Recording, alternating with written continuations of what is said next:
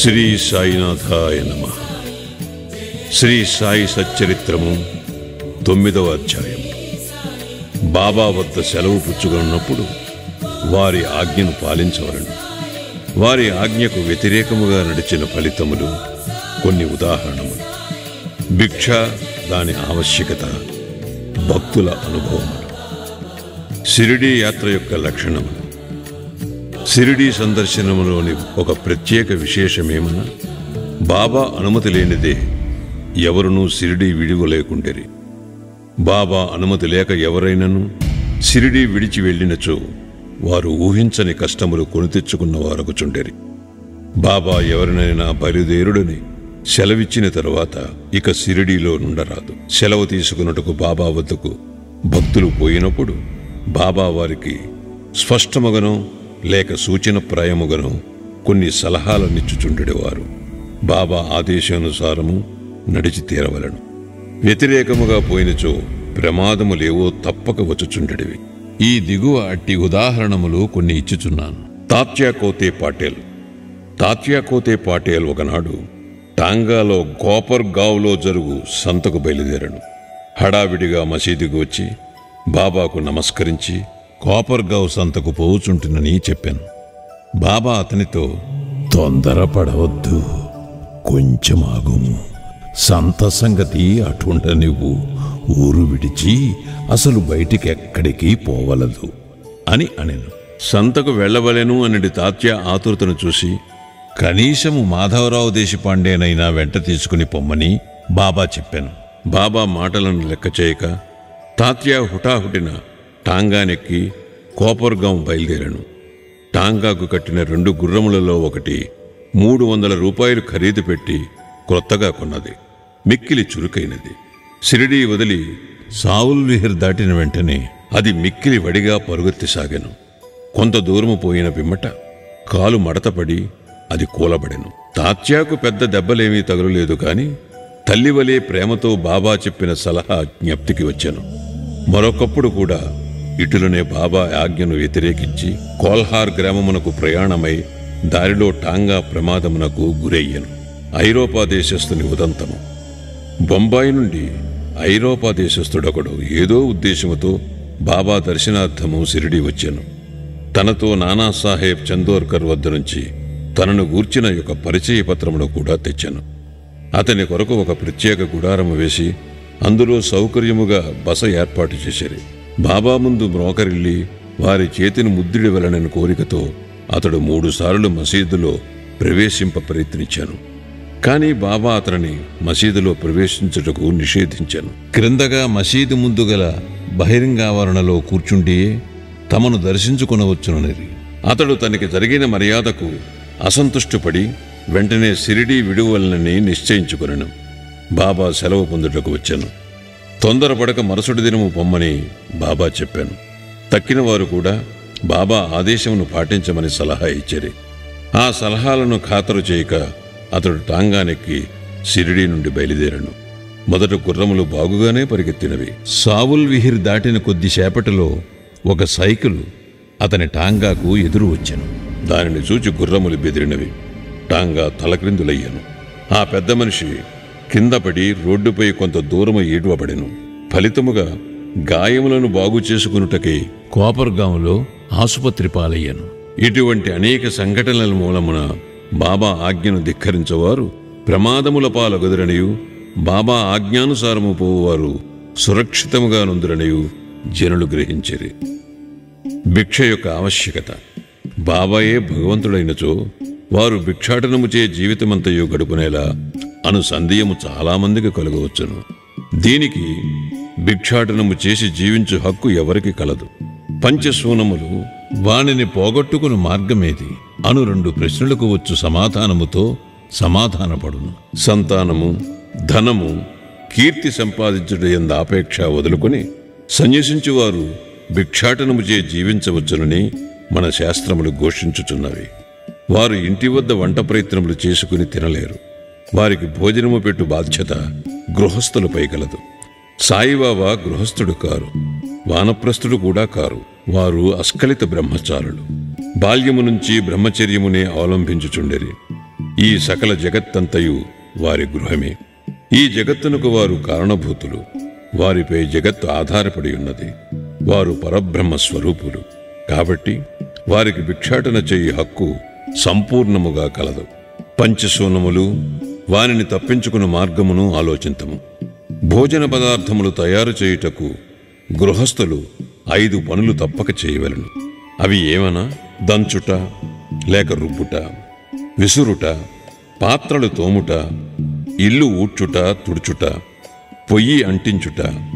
ఈ 5 పనులు చేయనప్పుడు అనేక క్రిమికీటకాదులు మరణించుట తప్పదు. గృహస్థులు ఈ పాపమును అనుభవించవలను. ఈ పాప పరిహారమునకు మన శాస్త్రములు 6 మార్గములు ప్రబోధించుచున్నవి. బ్రహ్మయజ్ఞము, వేదాధ్యయనము, పితృయజ్ఞము, దేవయజ్ఞము, భూతయజ్ఞము, అతిథి యజ్ఞము. శాస్త్రములు విధించిన ఈ యజ్ఞములు నిర్వర్తించినచో గృహస్థుల మనస్సులు పాపరహితములగును. మోక్ష సాధనమునకు, ఆత్మ సాక్షాత్కారమునకు ఇవి తోడ్పడును. బాబా ఇంటింటికి వెళ్లి భిక్ష అడుగుటలో ఆ గృహస్థులకు వారు చేయవలసిన కర్మను బాబా జ్ఞప్తికి తెచ్చినట్లయినది. తమ ఇంటి గుమ్మము వద్దనే ఇంత గొప్ప ప్రబోధమును పొందిన షిరిడీ ప్రజలు ఎంతటి ధన్యులు! భక్తుల అనుభవములు. శ్రీకృష్ణుడు భగవద్గీత 9వ అధ్యాయం 26వ శ్లోకము యందు, శ్రద్ధాభక్తులతో ఎవ్వరేని పత్రము కాని, పుష్పము కాని, ఫలము కాని, లేదా నీరు కాని అర్పించినచో దానిని నేను గ్రహించెదను అని నుడివెను. సాయిబాబాకు సంబంధించి ఇంకా సంతోషదాయకమగు విశేషమేమన, తమ భక్తుడేదైనా తమకు సమర్పించవలననుకుని ఏ కారణము చేతనైనను ఆ సంగతి మరచినచో అట్టివానికి బాబా ఆ విషయము జ్ఞాపకము చేసి ఆ నివేదనను గ్రహించి ఆశీర్వదించువారు.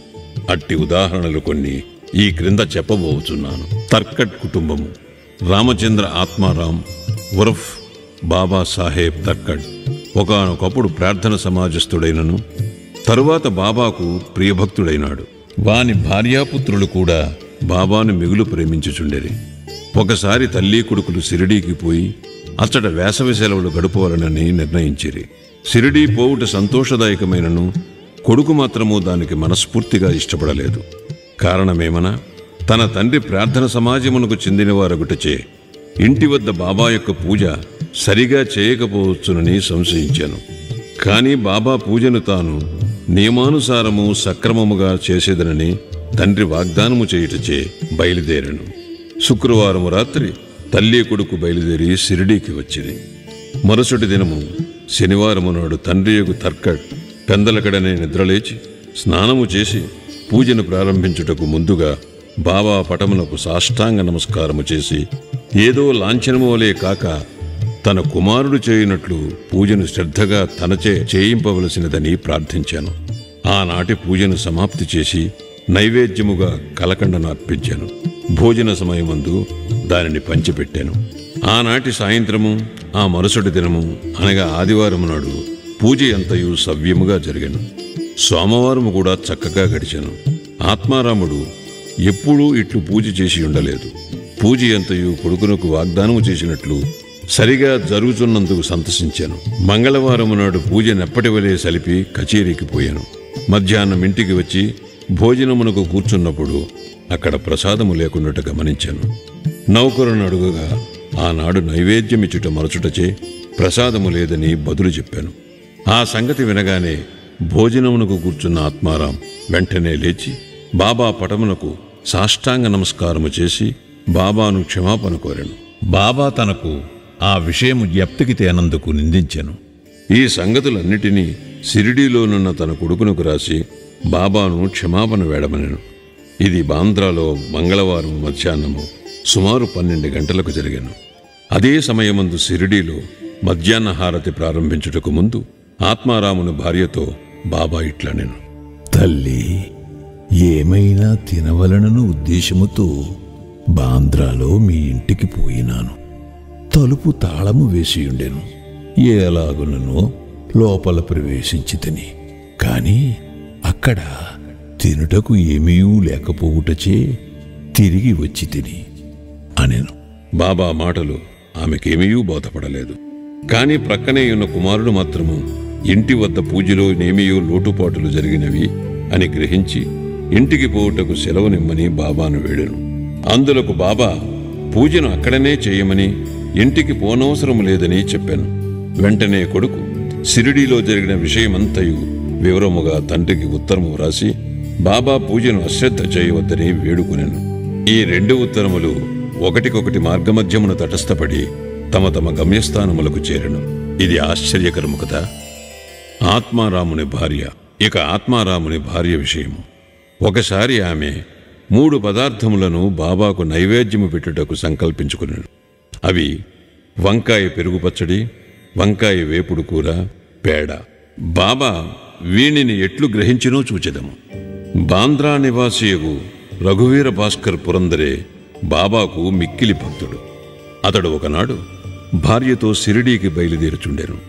ఆత్మారాముని భార్య పెద్ద వంకాయలు 2 మిగుల ప్రేమతో తెచ్చి పురందరుని భార్య చేతికిచ్చి, ఒక వంకాయతో పెరుగు పచ్చడిని, 2వ దానితో వేపుడును చేసి బాబాకు వడ్డించమని వేడెను. షిరిడీ చేరిన వెంటనే పురందరుని భార్య వంకాయ పెరుగు పచ్చడి మాత్రమే చేసి బాబా భోజనమునకు కూర్చున్నప్పుడు తీసుకుని వెళ్ళాను. బాబాకు ఆ పచ్చడి చాలా రుచిగా నుండెను. కాన దానిని అందరికీ పంచిపెట్టాను. వెంటనే తనకు వంకాయ వేపుడు కూడా అప్పుడే కావాలనని బాబా అడిగాను.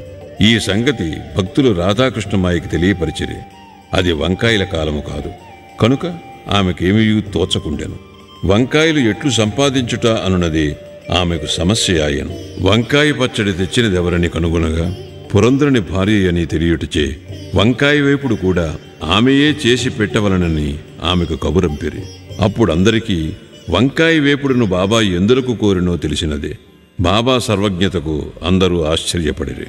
1915 డిసెంబర్లో గోవింద బాలారాం మాన్కర్ అనువాడు షిరిడీకి పోయి తన తండ్రికి ఉత్తరక్రియలు చేయవలనని అనుకునేను.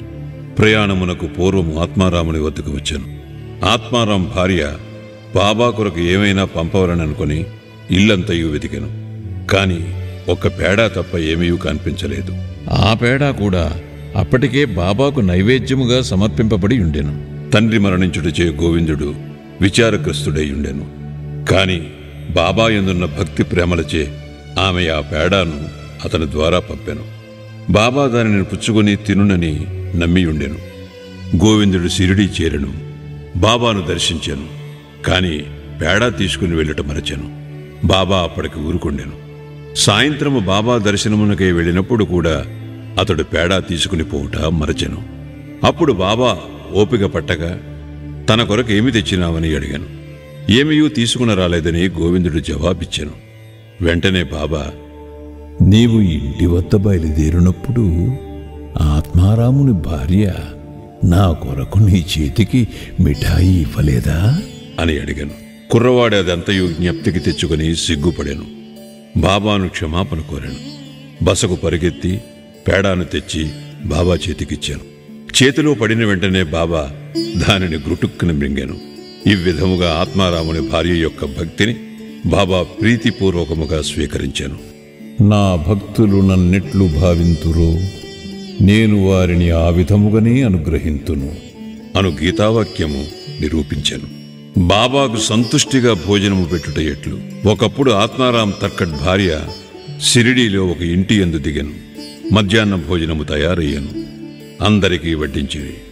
ఆకలితోనున్న కుక్క ఒకటి వచ్చి మొరుగుట ప్రారంభించాను. వెంటనే తర్కట్ భార్య లేచి ఒక రొట్టె ముక్కను విసిరెను.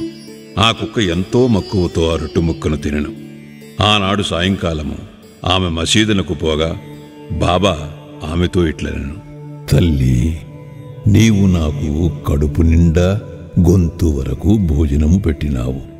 నా జీవశక్తులు సంతుష్టి చెందినవి. ఎల్లప్పుడూ ఇట్లనే చేయుము. ఇది నీకు సద్గతి కలుగు చేయును.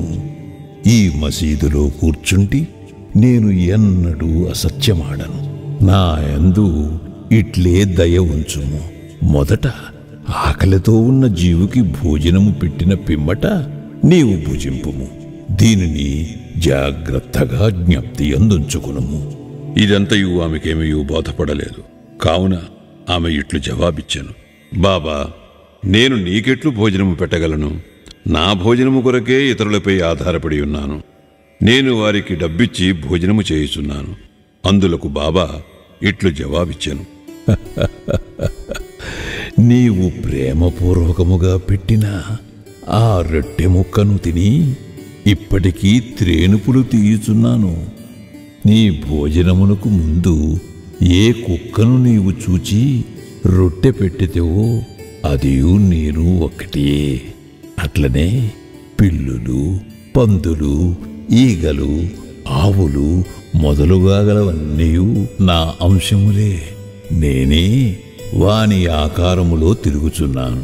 ఎవరైతే సకల జీవకోటిలో నన్ను చూడగలుగుదురో వారే నా ప్రియ భక్తులు. కావున నేను వేరు, తక్కిన జీవరాశి ఎంతయు వేరు అను ద్వంద్వభావమును భేదమును విడిచి నన్ను సేవింపుము. ఈ అమృతతుల్యమగు మాటలు ఆమె హృదయమునెంతయో కదిలించినవి. ఆమె నేత్రములు అశ్రువులతో నిండెను. గొంతు గద్గదమయ్యెను. ఆమె ఆనందమునకు అంతు లేకుండెను. నీతి. జీవులన్నిటి యందు భగవంతుని దర్శింపుము అనున్నది ఈ అధ్యాయములో నేర్చుకునవలసిన నీతి. ఉపనిషత్తులు, భగవద్గీత, భాగవతము మొదలుగునవి అన్నీయు భగవంతుని ప్రతి జీవి యందు చూడుమని ప్రబోధించుచున్నవి. ఈ అధ్యాయము చివర చెప్పిన ఉదాహరణము వలన, ఇతర అనేక భక్తుల అనుభవము వలన సాయిబాబా ఉపనిషత్తులలోని ప్రబోధములను తమ ఆచరణ రూపమును చూపి అనుభవపూర్వకముగా నిర్ధారణ చేసి ఉన్నారనియు స్పష్టమగును. ఉపనిషితాది గ్రంథములలో ప్రతిపాదించబడిన తత్వమును అనుభవపూర్వకముగా ప్రబోధించిన సమర్థ సద్గురుడే శ్రీ సాయిబాబా. 9వ అధ్యాయం సంపూర్ణం. సద్గురు శ్రీ సాయినాథార్పణమస్తు. శుభం భవతు.